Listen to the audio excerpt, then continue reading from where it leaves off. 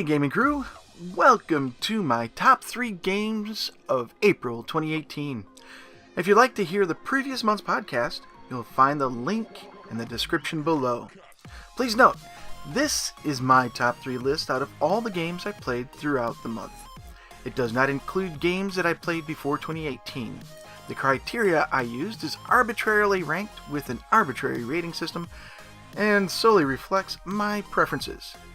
If you have a list of games that you enjoyed, that's great. Let me know in the comments below. If you think I'm wrong about a game I like and that I should have picked something else, please move along. This is my list and not yours. And with that, let's get going with April 2018. The number 3 game on the list was designed by the same one who created Guns N' Steel. This was a fun game with another one of my favorite themes, civilization building. This designer does a great job at coming up with these games, and this one is no exception. The game? The Flow of History. The Flow of History is a game designed by Jesse Lee and published by Tasty Minstrel Games. It supports from 2 to 5 players, aged 12 or older, and lasts from 60 to 90 minutes. This is a game I saw on Kickstarter that immediately grabbed my attention. The cards have simple art, but the quality of the components is outstanding. Metal coins, a nicely designed box, the insert is great for the components you have, and it's useful during play, and the cards are very good quality as well. This was the deluxeified version of the game, a series that Tasty Minstrel Games has been putting out a lot lately. Every turn, players can perform one of the following actions: invest in a card, complete a card that they previously invested in, snipe an opponent's invested card, activate a turn-based action on a card, or harvest resources from the supply. Every card has a number of elements, from production icons to card types, investor bonuses and special effects that happen immediately, remain in effect until the end of the game, an action effect, or an end game scoring effect. The game is much like innovation in a way. You're constantly checking everyone else's production icons and special abilities to make sure an attack goes off correctly, or if you need more defense.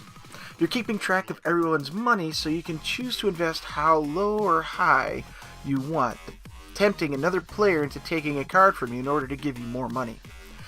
And the game is a lot like Ascension, Star Realms, and other deck builders with the way the market is displayed. However, each age is put in order. Randomize each age, stack age 1 on top of age 2 and age 2 on top of age 3. Once a future card is added to the market or someone directly gains it, the game ends after the end of the current player's turn. At that point, endgame scoring is pretty straightforward. You deactivate and remove any cards with the cancel icon.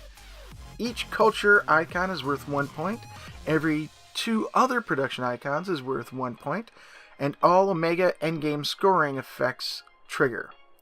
Ties are broken by the number of cards in their nation, then by the number of resource tokens they have, the coins. This is a very fun game. I've played it a few times with varying player counts, and we've all had a pretty good time. I'm really happy I chose to back this one. It caught my eye with how pretty it looked, and hits all the right spots for a great game. Pick this up if you see it, especially if it's discounted, because if you enjoy civilization building games, this one is going to be right up your alley. Number 2 on the list this month is another Kickstarter game, though I didn't back it. One of the gaming crew picked up the deluxe edition, which comes with extra tiles and metal coins. The coins are glorious. It's a game that takes place in Scotland that has a modular board, commodity speculation, trade route building, and variable player powers. In addition, each player has a randomly chosen resource setup. The scoring track has randomized end-of-turn victory point conditions, and the ports in the 4 corners of the map are also randomized. This sounds like an intriguing game, doesn't it? Well, this game is Clans of Caledonia. Clans of Caledonia is a game designed by Juma Aljuju.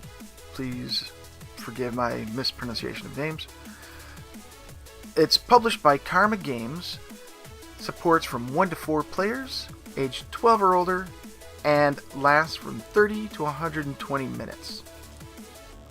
This is a marvelous game with a lot of great quality meeples. It has cows, sheep, bread, cheese, milk, whiskey barrels, wool, wheat, and worker meeples. You can upgrade your clan by buying merchants, sending out foresters, increasing your shipping distance, and sending out miners. You can also upgrade how much income your foresters and miners produce at the end of each turn. The game is really awesome. It's not a civilization building game, it's not science fiction or fantasy. It's economical, and to a very distant extent historical. There's a lot going on in the game. You're buying and selling goods, which increases and decreases the price of those goods, respectively. You're trying to fulfill shipping contracts, and you're trying to create trade routes without being blocked in by your opponents. What you're really working at is connecting all your pieces on the map so that you have a continuous trade route through as many regions as you can. And you have to time when you pass a turn so you can gain as high of a coin bonus as you can. In addition to all of this, your clan may have a special ability that enhances your capabilities or provides end-of-round benefits. At the end of every round, all your deployed meeples produce a good of some kind. Sheep produce wool, cows produce milk, which can be turned into cheese with your cheese factories. Wheat can be turned into either bread at a bakery or whiskey at a distillery. Your foresters and miners both produce coins, which you use in the next round to purchase contracts, place meeples on the map, and pay for other things such as goods at the market or some port effects. You fulfill contracts by spending these resources, and with the completion you gain rewards. This can mean that imported goods move along the track, cotton, sugarcane, or tobacco, gain money, free land to place meeples on, free upgrades to your clan, and other benefits. Then, after production, there's a scoring phase which is randomized at the beginning of the game. Each of 5 rounds has a different scoring condition associated with it, such as number of unprocessed goods, number of settlements on the outside of the map, and other such requirements. To top it off, the end of game scoring is pretty beast. You gain points based on the number of contracts you've completed, how many territories you're connected to, how much money you have, the number of contracts with hops on them, how many raw goods you have of wheat, wool, and milk, how many processed goods you have, bread, cheese, and whiskey, and then the number of imports you have on your contracts.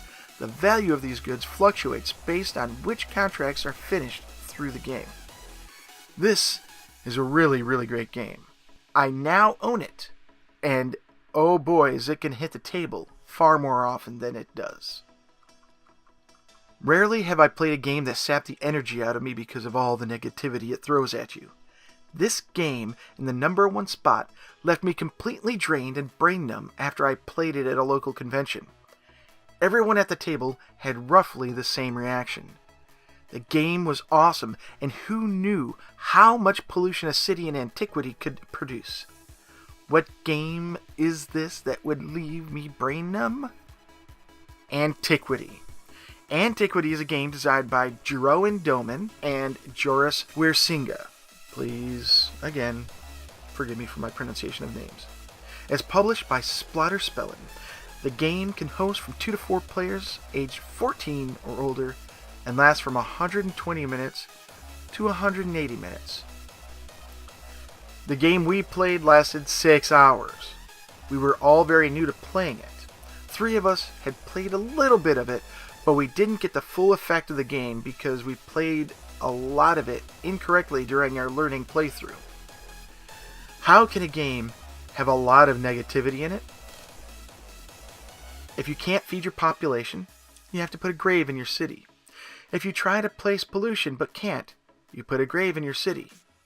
Other players are shoveling pollution into your area. You're trying to keep graves from covering up your city's buildings. You're trying to clean up pollution so you can make food to keep your population from dying off. This is one of those rare games where if you mismanage your resources, you'll eliminate yourself because you can take no actions on your turn.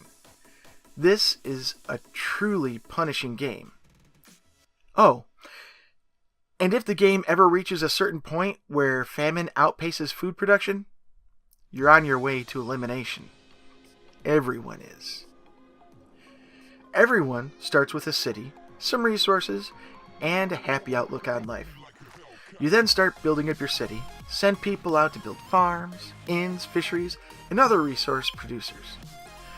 When you build any resource-producing countryside facility, you first lay down pollution, then the resource you're gathering. Then your man goes in the middle of the newly formed resource builder. You remove the man and the last resource at the same time, leaving pollution behind. Then you check for famine. Store your food if you have storehouses or a cathedral that allows you to do this. Place pollution, 3 per city, and check for winning conditions.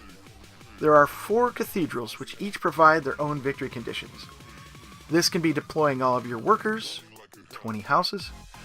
If all buildings are completed, 3 of each food or luxury, by enclosing another player, or, if you have Santa Maria, you need 2 of those victory conditions to win.